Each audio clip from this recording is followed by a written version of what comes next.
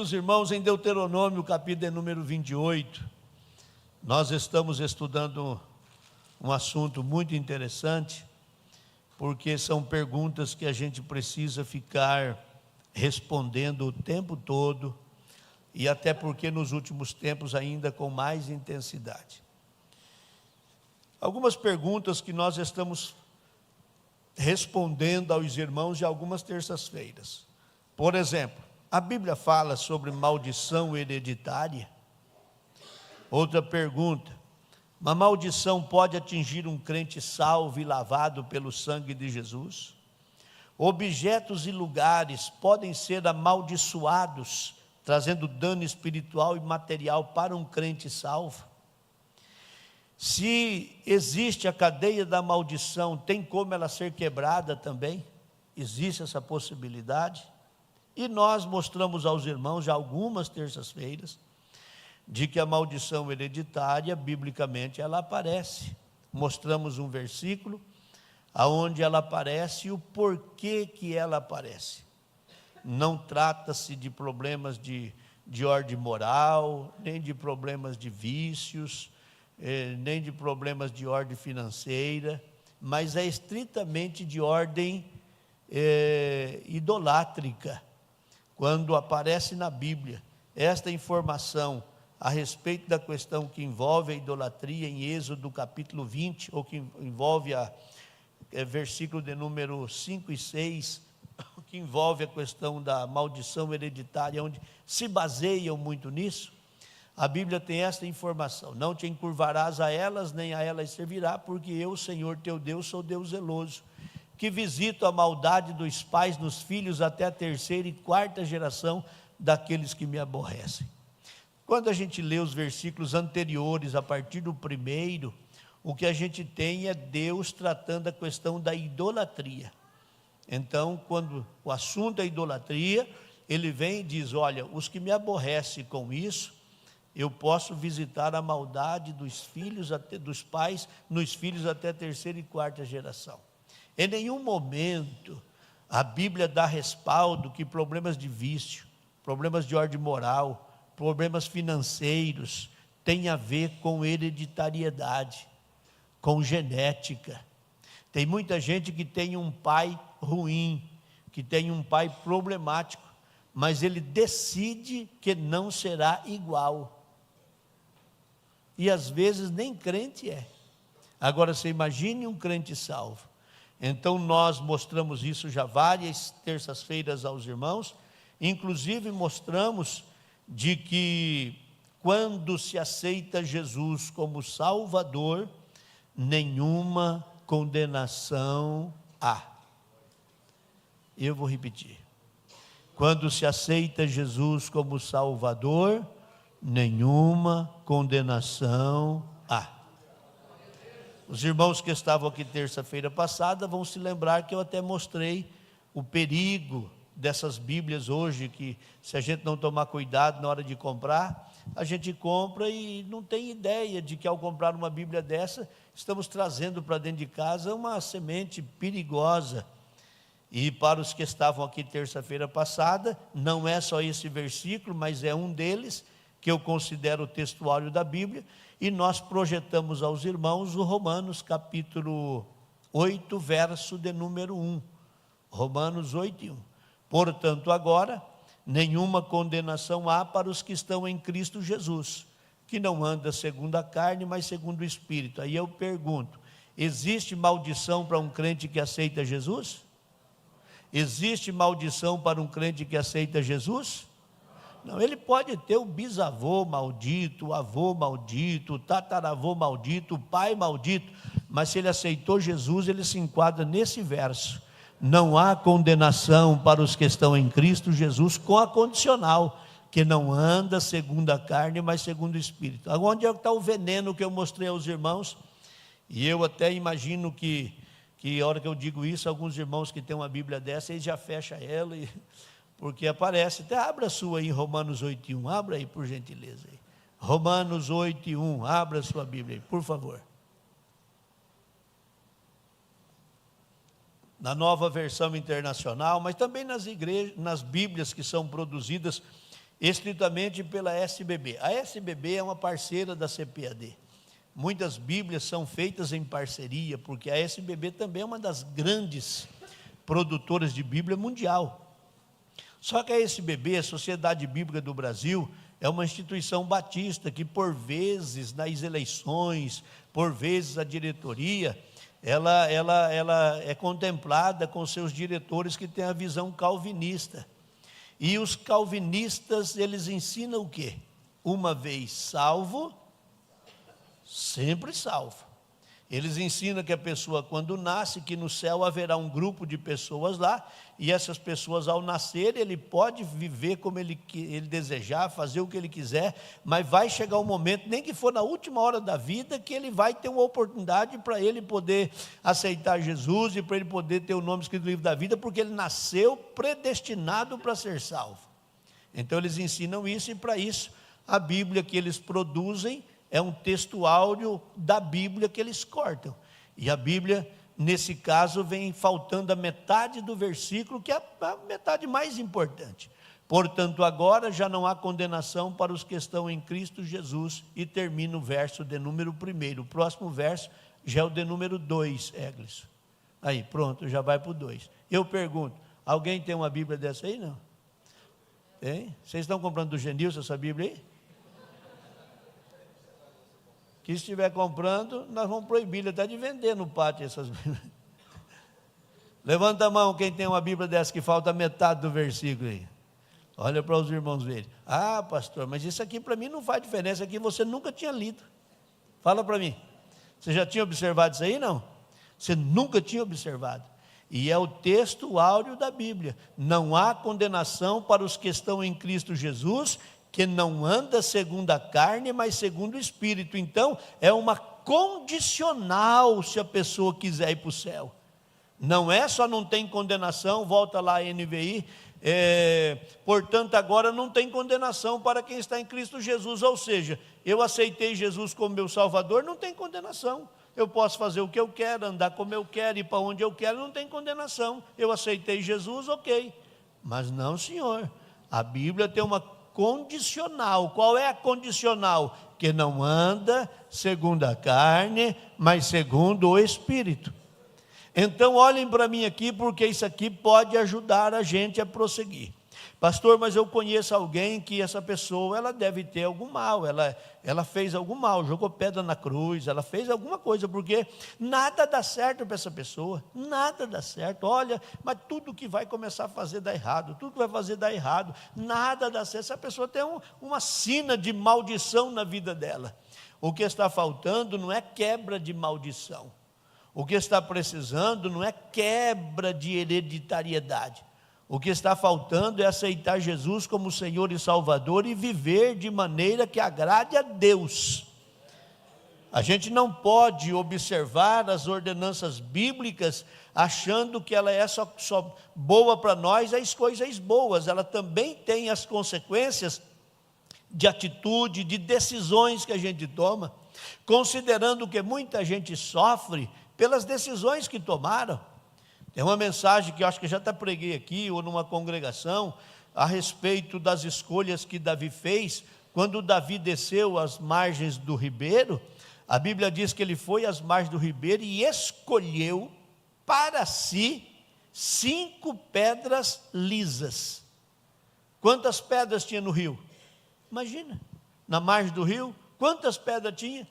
Ele foi lá e escolheu 5, e a Bíblia define 5 pedras lisas, 5 seixos lisos, 5 pedras lisas. Ele escolheu o tamanho, ele escolheu como ele queria, porque ele sabia a funda que ele tinha na mão. Então não é qualquer pedra que ele ia usar, ele escolheu para si.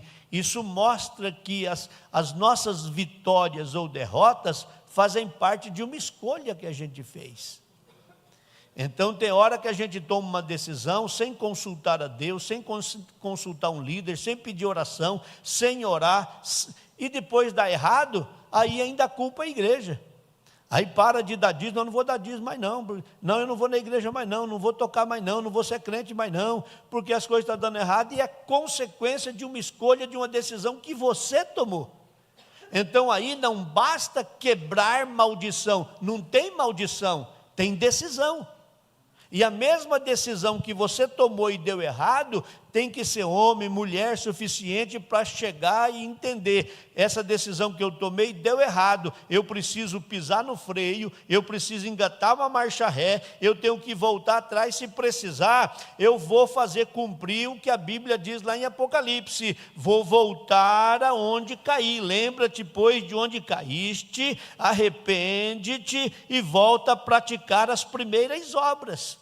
Mas isso é difícil para muita gente, porque o orgulho não deixa, a soberba não deixa, o nariz empinado não deixa, não aceita, e às vezes até uma mensagem dessa é duro para a pessoa engolir, porque ele acha que está falando direto para ele, mas aí você pensa o jeito que você quiser, e analisa o jeito que você quiser, e eu estou aqui como voz profética de Deus para te orientar, não estou querendo dar ordem na sua vida, estou lhe mostrando de que é possível viver uma vida com liberdade e abençoada por Deus. Agora, escute isso aqui, nem todos os que vão estar longe dessa maldição, dessa condenação, serão ricos, e esse é o grande mal. Eu estava com esses papéis hoje ali, durante o dia, nos espaços que a gente tem, para poder vir trazer aos irmãos essa palavra, e isso saltou aos meus olhos, isso ao meu coração, porque qual que é o conceito que a gente tem de um crente abençoado? A gente acha que todo crente abençoado é o que tem um carro zero, uma casa boa, uma empresa que produz bastante,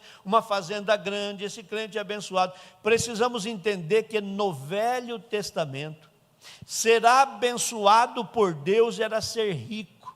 Todas as vezes que Deus abençoou alguém no Antigo Testamento, a Bíblia diz, e fulano enriqueceu-se muito, e tinha muito gado, e tinha muito isso, e tinha muito aquilo. Isso é o Antigo Testamento, era a maneira, a forma de Deus abençoar as pessoas, era enriquecendo. No Novo Testamento, a página virou. No Novo Testamento, ser abençoado por Deus é ter o nome escrito no livro da vida do Cordeiro. No Novo Testamento, ser abençoado é servir a Deus e ter o nome lembrado no dia em que a trombeta soar nos céus. Então quer dizer que crente não pode ser rico? Pode e deve, se pode, deve ser, e não é pouco não, muito rico. E até apropriar e aproveitar bem o dinheiro, porque dinheiro só é bom se a gente puder gastar ele.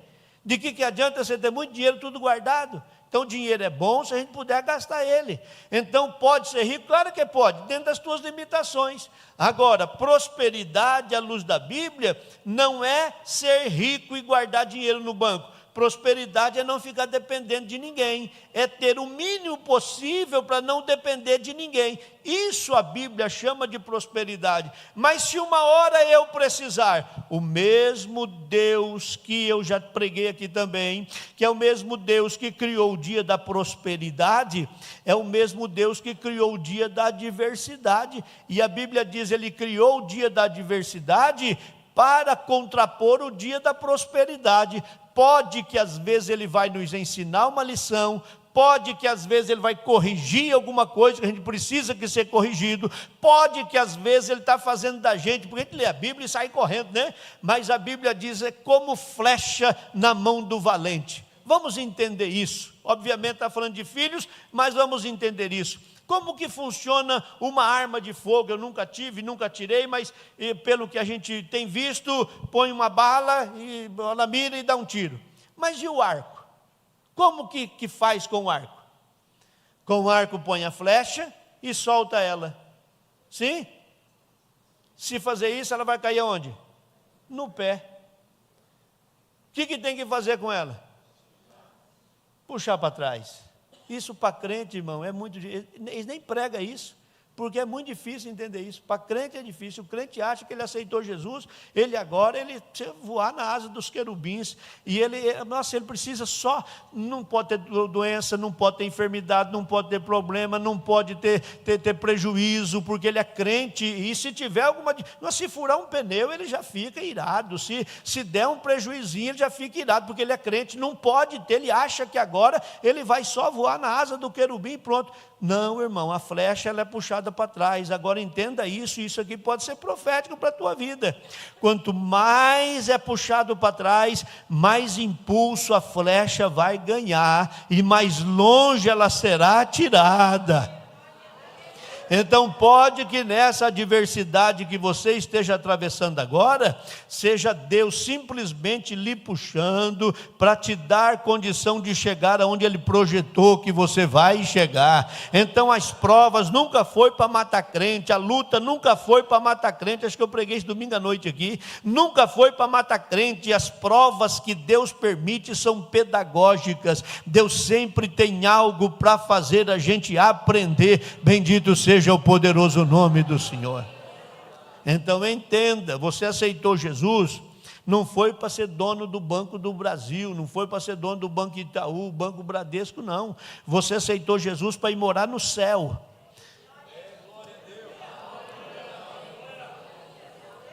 Você aceitou Jesus para ir morar no céu. Agora nesse processo Ele vai cuidando. Aí você há muitos anos andava a cavalo, e às vezes até emprestado o cavalo. Hoje você tem um carrinho para andar, andava numa bicicleta, hoje anda num carrinho, pagava aluguel, hoje tem sua casinha, ou morava de favor, hoje tem condição de pagar aluguel num bom lugar para sua família, porque as coisas foram melhorando. Você fiel a Deus, um dizimista fiel, Deus também foi lhe dando condição, foi lhe abençoando, a vida tomou uma outra proporção. Olha, tudo isso precisa ser glorificado a Deus. Há uma estatística que diz que se você tem uma casa para morar, uma cama para deitar, um fogão para fazer comida, uma geladeira para guardar o alimento, e faz 2 refeições por dia, você está vivendo melhor do que 70% da população no mundo. Se você tem uma casa, uma cama, um fogão, uma geladeira e faz 2 refeições por dia, você faz parte de 30% da população no mundo. Agora, se você tem uma casa própria, tem um carrinho na garagem, tem mais do que uma geladeira, faz mais do que 2 refeições, isso cai para 10% no mundo. Não é brincadeira. É que você mora em Toledo, você acha que o mundo inteiro é igual a Toledo. Quem mora no oeste do estado do Paraná acha que o mundo é desse jeito, irmão. Sai fora, vai conhecer parte até do nosso estado, como eu conheço. Vai conhecer outros estados aqui da federação. Vai conhecer outros lugares. Você vai ver que você vive uma vida diferenciada. Então agradeça a Deus por aquilo que Ele fez por você até aqui. Aleluia. Então quando a Bíblia fala de maldição hereditária, a Bíblia está falando de problemas relacionados à idolatria. Muito bem. Eu mostrei aos irmãos também de que, tirando o pecado da idolatria, o juízo divino ele vem em cima daquilo que é maldade. Aí é juízo, não é maldição hereditária. Só que, quando a Bíblia cita essa questão que envolve a maldição, a Bíblia também tem uma expressão que a gente precisa considerá-la. Ezequiel, capítulo 18, verso de número 1 até o 4. Ezequiel, capítulo 18, verso de 1 até o 4. E esta é a palavra do Senhor que veio a mim, disse Ezequiel. O que vocês querem dizer quando cito esse provérbio sobre Israel? Os pais comem uvas verdes e os dentes dos filhos se embotam? Tão certo como eu vivo, declara o soberano Senhor, vocês não citarão mais esse provérbio em Israel, pois todos me pertencem, tanto o pai como o filho me pertencem. Aquele que pecar é que morrerá. Põe na revista corrigida. É que aí está na lista. Eis que todas as almas são minhas, como a alma do pai, também a alma do filho é minha. E a alma que pecar, essa Então aqui a Bíblia individualiza. Aqui a Bíblia quebra qualquer ideia de maldição hereditária na questão que envolve espiritualidade. Não, mas o meu bisavô, ele era um maldito e foi para o inferno. Aí o meu avô era pai de santo. E o meu pai também era pai de santo. Eu sou um santo, né? A Bíblia diz, né? Meu pai. Ele fazia trabalho, vivia e tal. Irmão, podia fazer o diabo que for, irmão. Até o momento em que você aceitou Jesus como Salvador. Encerrou ali toda a maldição. Então, se porventura ao longo dos anos isso veio te trazendo desconforto, e cada vez que reúne a família alguém diz, nossa, mas nada dá certo para você, você é igualzinho teu avô, você é igualzinho tua avó, você é igualzinho teu pai, igualzinho tua mãe, a partir de hoje bata o pé no chão e diga, não senhor, igual não, eu aceitei Jesus como Salvador e não tem maldição hereditária sobre a minha casa, a minha família, não aceite isso. Quem é que traz essa informação? O próprio inimigo das nossas almas.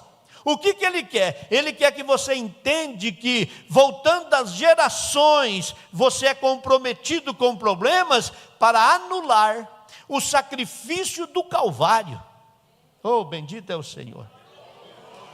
É só essa a intenção dele, anular o sacrifício do Calvário. Olha o que diz João 5:24. Em verdade, João 5:24, na verdade vos digo, que aquele que ouve a minha palavra e que naquele que me enviou, tem a vida eterna, e não entrará em condenação, mas passou da morte para a vida. Será que tem alguém que dá para levantar a mão e dar glória a Deus por isso? Pronto, irmão, acabou o problema. Quer mais uma informação? Colossenses 2:14. Havendo riscado a cédula que era contra nós nas suas ordenanças, o qual de alguma maneira nos era contrária, atirou do meio de nós, cravando-a na cruz. Acabou, irmão. Não, eu vou repetir, irmão. Acabou, irmão. Acabou. 2 Coríntios 5:17. Assim que se alguém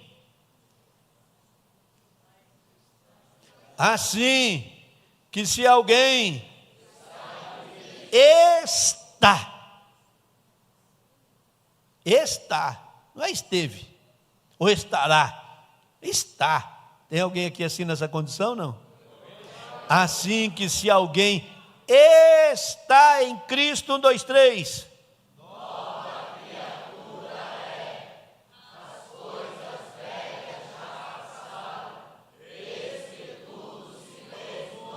Pronto, irmão. Pronto. Bendito é o Senhor. Ficou para trás. Aquilo lá faz parte de um passado. O que mais? Gálatas 3:13. Palavras de Paulo. Cristo nos resgatou da maldição da lei, fazendo-se maldito por nós, porque está escrito, maldito todo aquele que for pendurado no madeiro. Aleluia, aleluia. Colossenses 3:3. Porque já estáis mortos, e a vossa vida está... Isso aqui tem que adoçar o seu paladar. Isso aqui precisa trazer gozo para a sua alma. Você já está morto. A vossa vida está... Ficou lindo demais. Vamos até repetir, ficou muito bonito. Já estáis mortos e...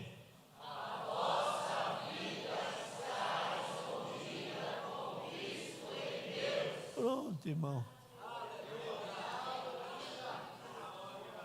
é que quando a gente lê o Salmo 91, a gente lê ou deixa ele aberto, até a página fica amarela dentro de casa, para proteger do ladrão, proteger de alguma coisa e vulto.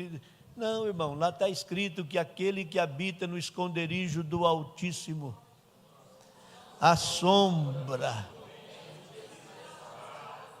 Olha o verso 2.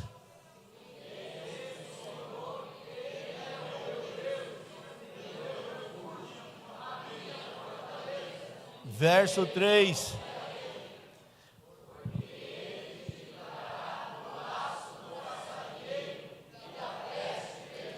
Verso 4.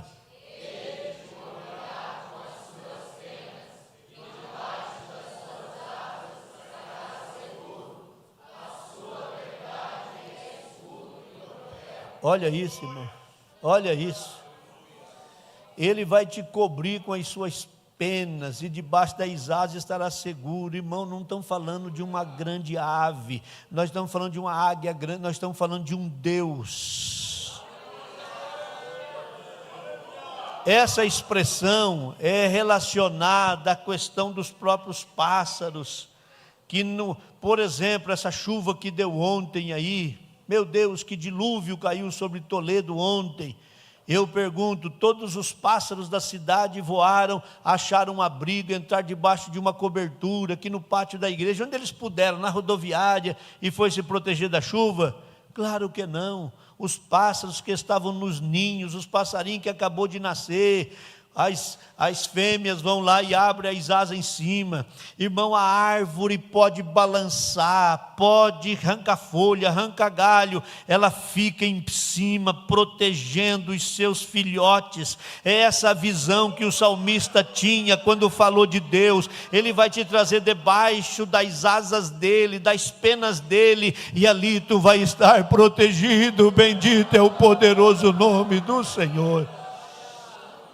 Oh, aleluia. Pastor, mas é que eu conheço, trabalho com alguém que vive falando dessas questões aí de maldição, e que eu tenho que ir lá na igreja dele, porque lá tem alguém que faz a regressão, e a gente regride para poder achar onde a gente errou. Eu falei isso aqui acho que na primeira vez, quando começou esse negócio de G12, isso 2000 e alguma coisa.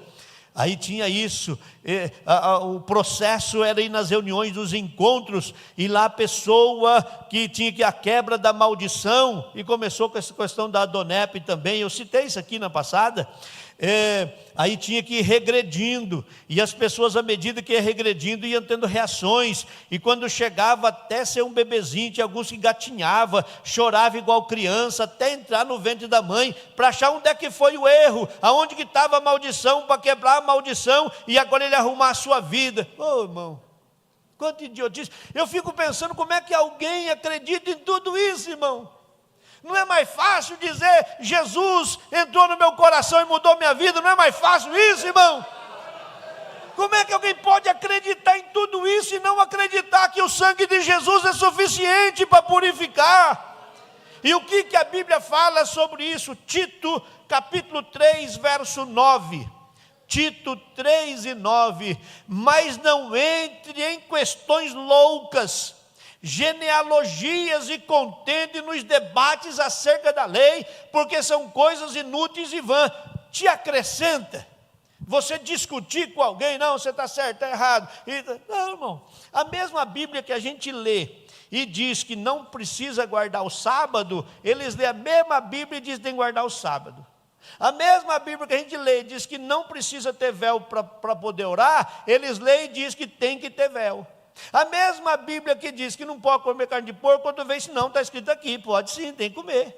A mesma Bíblia que diz que devemos orar e orar em todo lugar, outros usam a mesma Bíblia e dizem, não, oração é só de joelho. Irmão, isso é questão de interpretação. Eu não sou o dono da verdade, eu não estou aplicando aqui uma verdade minha, eu estou lhe mostrando à luz da Bíblia o que é racional, o feijãozinho com arroz, para a gente não ficar debatendo que esse povo, pastor, mas tal dia o fulano foi lá e num podcast e ficou discutindo com o fulano. Eu jamais iria, irmão. Pode me pagar o que for, e se convidar, a resposta é sempre não. E lá discutir se a Bíblia está dizendo foge das coisas loucas, não. Eu ainda acredito que Jesus Cristo salva, cura, batiza com o Espírito Santo, e em breve vem buscar a sua igreja. O que passadíssimo foge. Não, pastor, mas é que esses assuntos têm que ser debatidos, discutidos. Mas para quê? O que acrescenta se a Bíblia está dizendo que se a gente aceitou Jesus, acabou o problema? É simples, irmão.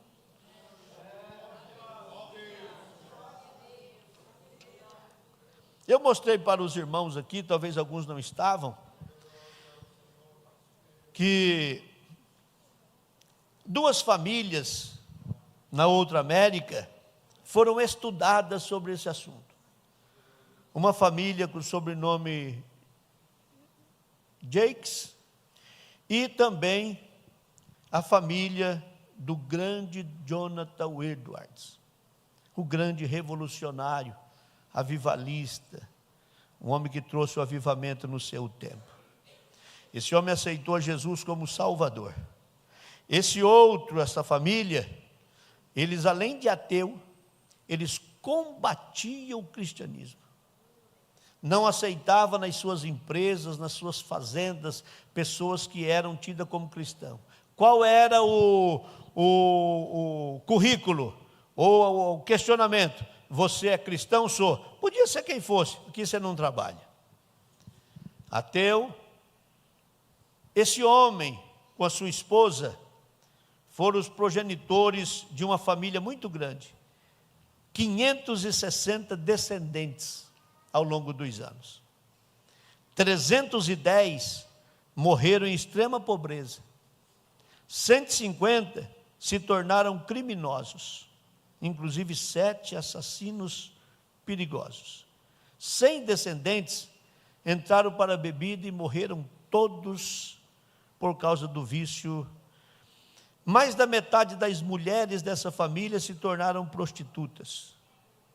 E segundo cálculos, essa família custou mais de $1.250.000 ao Estado americano em prisões, em tratamento.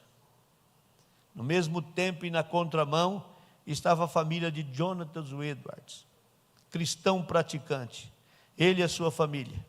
1.394 descendentes. 295 receberam diplomas universitários. 23 se tornaram reitores de universidades americanas.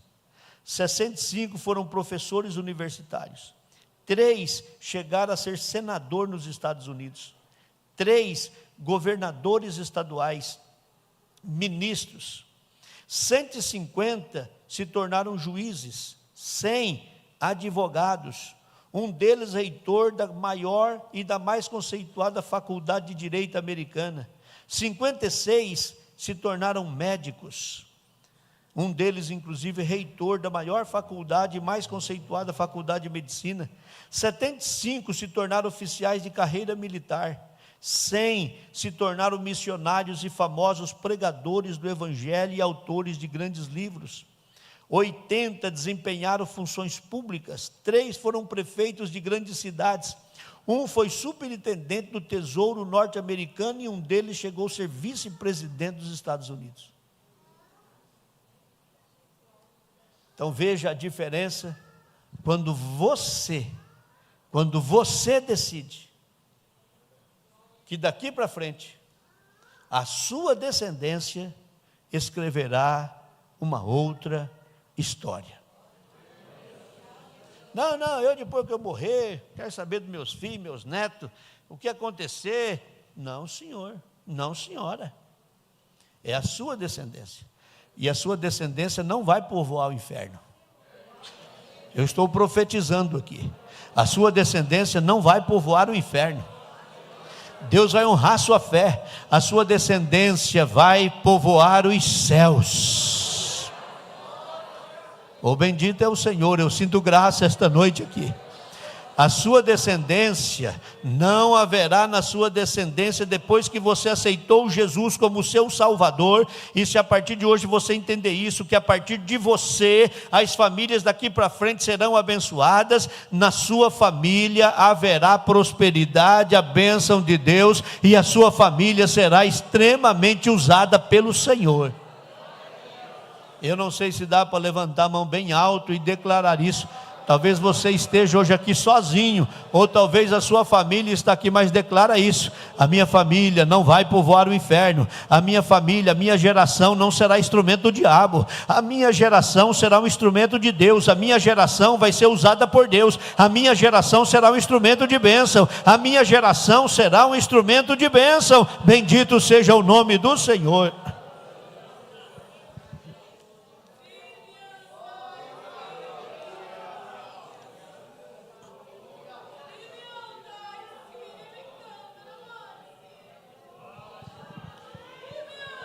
Oh, aleluia, aleluia, aleluia, aleluia. Ele pode ter vindo até no teu antepassado, feito o que ele quis fazer, mas a partir de você não. Não é que você é diferente, e nem é melhor. Você aceitou Jesus. Jesus entrou no seu coração. Jesus entrou na sua família. Pastor, mas a luta está difícil, o diabo está lutando contra a minha descendência. Ele está lutando, mas você não perdeu a batalha ainda. Ele está lutando, mas você não perdeu a guerra ainda. A Bíblia diz que aqueles que caminham com os vivos ainda têm esperança. Então, se a esperança esta noite se encha da bênção de Deus. Oh, aleluia. Deixa eu dizer o que eu já disse outras vezes aqui. Meu querido irmão, lá na sua casa, quando você chegar, é que as coisas ficam tão mecânica. Eu disse aqui já várias vezes, as pessoas, no caso Abinadab, se acostumou com a arca na casa dele, que não fazia diferença. Ele entrava em casa, a arca estava lá, os filhos passavam, a arca estava lá, e olha, eles até não usaram para colocar algum objeto em cima, então não mudou nada. Diferente da casa de Obed-Edom, que fez a diferença, e às vezes a gente vive isso também. A gente acorda e deita, e esquece de tudo que é necessário fazer, abençoar a sua família, abençoar a sua geração, sem que eles saibam, sem que eles percebam, mas você precisa ser o guardião da sua casa. Ah, pastor, mas está difícil, coloca debaixo da asa dele, está difícil, coloca nas mãos dele. Oh, bendito é o Senhor. Eu sinto a graça de Deus esta noite aqui. Você não pode aceitar a ideia de perder um fio de cabelo. Foi esta a expressão que Moisés disse a Faraó: Faraó, vai os homens, fica as mulheres, disse não. Vai as famílias, deixa o gado, disse não. Vai os pais, deixa os filhos, não. Ele disse, nenhuma unha. Oh, bendito é o Senhor, está escrito na Bíblia, nenhuma unha fica no Egito, nenhuma unha. Levante a mão para dar glória a Deus. Eu estou profetizando esta noite para a tua vida, que a partir de então a tua descendência será abençoada. A tua descendência será abençoada. Se Jesus tardar para voltar, essa nação vai conhecer o poder de Deus, através dos seus diretores, através dos homens que virão, de bons médicos, de bons advogados, de bons políticos, de grandes empresários, porque Deus vai honrar a tua geração, e a sua geração será abençoada. Oh Pai,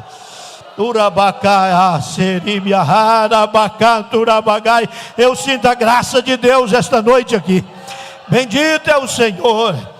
O mal é que a gente se acostuma, a gente se habitua, e aí as coisas ficam normal, e quando a gente lembra, já é sexta-feira, não deu tempo nem de orar, e quando a gente vê, já fez um negócio, não deu tempo nem de pedir para orar. Bom, mas eu sou crente, e Deus está me abençoando. Está na hora da gente parar para refletir, e consultá-lo, e saber se Deus está nesse negócio, se Deus está fazendo com que isso dê certo ou não. Eu tenho aconselhado o tempo todo aqui, tenho dito, uma das maneiras de Deus mostrar que Ele está no negócio, não é mandando um anjo para vir dizer, eu sou o anjo que assisto diante de Deus, e eu vim aqui dizer, não, é só ele trazer paz ao coração da gente. Você colocou o pé, sentiu paz, coloca o outro pé. Não sentiu paz, recua. É melhor falar, não vou comprar, não vou vender, não vou fazer, do que depois se arrepender. Então sinta que Deus está dirigindo a sua vida.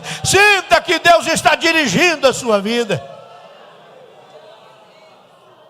Oh, bendito é o Senhor. Eu preciso encerrar até por conta do horário, mas deixa eu só lhe mostrar algo aqui que eu acho que vai te ajudar. É nessa questão que envolve a maldição que as pessoas têm problema com nomes. Não devia ter colocado esse nome nesse menino, não devia ter colocado esse nome nessa menina, esse nome é problema, esse nome... Quem é que falou que é, irmão? Pode um nome ter significado para amaldiçoar o seu possuidor? Ou será que o poder de Deus não é maior que o nome?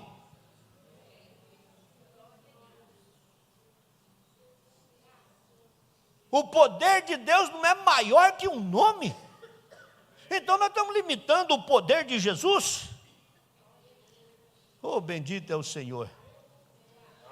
Não, eu não compro essa marca, porque eu vi na internet que essa marca aqui é satanista.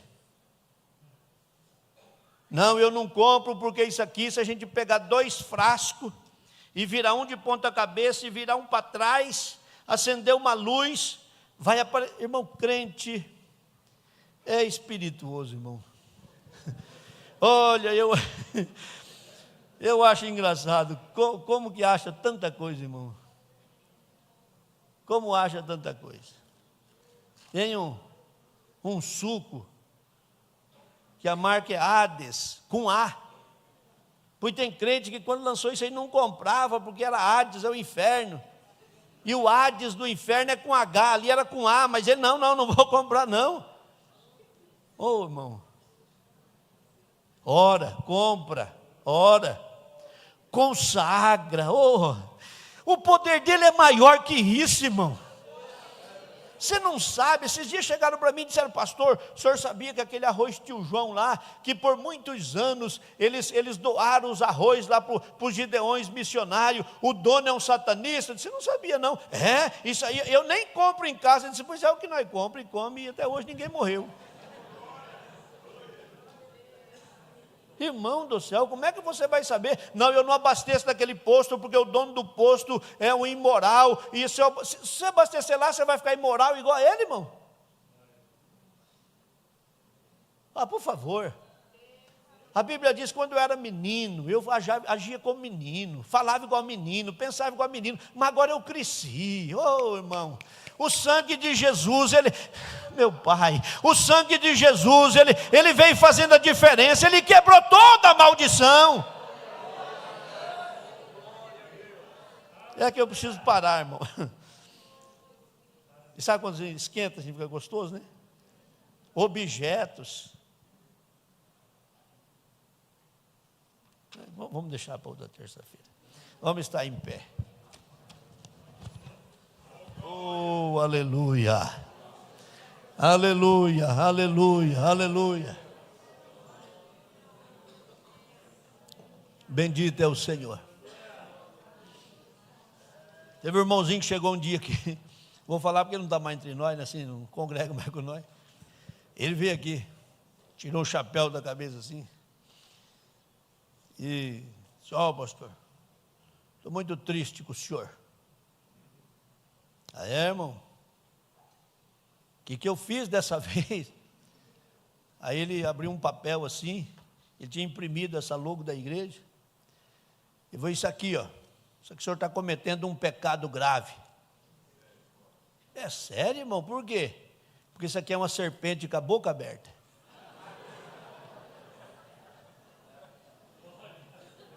Eu falei: olha, irmão, não tinha pensado nisso, mas parece mesmo. Mas não tinha pensado nisso. Mas eu reconheci, abracei ele com muito carinho, disse: irmão, nada disso. Isso aqui foi pensado numa chama. É que o senhor olhou, o senhor viu, mas agora que o senhor falou, eu vi, parece mesmo.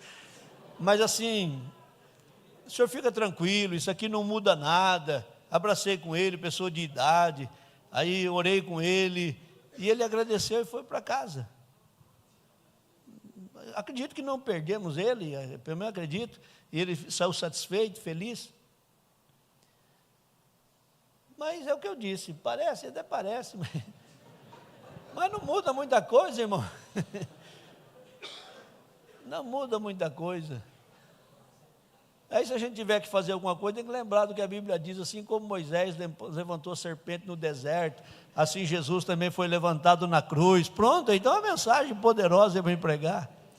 Mas o que eu estou dizendo é que às vezes a gente vai criando coisas, e vai vendo coisa onde não tem. Irmão, é melhor a gente ficar com a simplicidade da Bíblia, crer no poder que tem a Bíblia, e ir para o céu. O nosso esforço é ir para o céu. Vocês concordam comigo? Digam glória a Deus. Aleluia. Você consegue segurar a mão desse crente que está do teu lado? É possível? Você está segurando a mão de um crente que tem desejo de morar no céu, sabia? E talvez esse crente está tendo dificuldade e você não sabe. Talvez esse crente está tendo dificuldade e você não sabe. O dia dele não foi legal. A situação atual não está legal. A saúde não está boa. Talvez até espiritualmente não está bem. Mas você sabia que você pode ser um instrumento de Deus para a vida desse crente? Sabia que esse ardor da glória de Deus que está na sua vida, através desse aperto de mão, pode influenciar a vida desse crente? É que você não tem ideia, mas esse crente tão cheio de Deus vai poder abençoar a sua vida, e você poderá sair daqui levando para casa a graça, a unção, o poder que vem dele. Querido Deus e maravilhoso Pai que estás nos céus, a minha gratidão. Eu quero louvar o teu nome precioso por tudo que o Senhor tem feito por nós até aqui, por sua bondade, por sua graça, por sua misericórdia. Reconheça a minha condição de pecador, reconheça a minha condição de alguém que falha, de alguém que erra, e imagino quantas vezes já lhe entristeci, quantas vezes já lhe chateei, e quantas vezes o Senhor já pensou até em desistir da minha vida, mas eu ainda estou aqui acreditando no poder, no sacrifício do Calvário, para a capacidade de pedir misericórdia, de pedir socorro, de pedir ajuda, de pedir proteção, de pedir perdão, de pedir misericórdia, para que todos nós aqui esta noite esteja debaixo desta graça, desta unção que o Senhor derrama neste lugar, na noite de hoje. Eu sinto a tua presença neste ambiente de culto, e oro para que este povo seja alcançado com a tua graça, alcançado com a sua misericórdia. Nos ajude a apenas olhar e ver o que para nós possa trazer crescimento, Pai. Nos ajude a olhar e ver que de fato o sacrifício do Calvário foi suficiente para a gente poder prosseguir com o nome escrito no livro da vida. Nos ajude a permanecer de pé, nos ajude a ser prósperos, nos ajude a ser cheio do teu Espírito Santo. É a oração que eu faço em nome de Jesus e para a glória do Senhor. Amém. Tenha um bom retorno para a sua casa, proteção divina.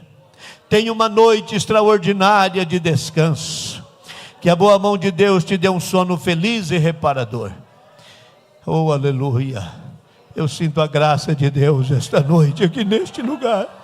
E ao encerrar esse culto, nós estamos dizendo que o grande amor do Deus Pai, a graça de Jesus, seu Filho, nosso eterno Salvador, a comunhão e as consolações do Senhor Espírito Santo esteja com todo o povo hoje e sempre.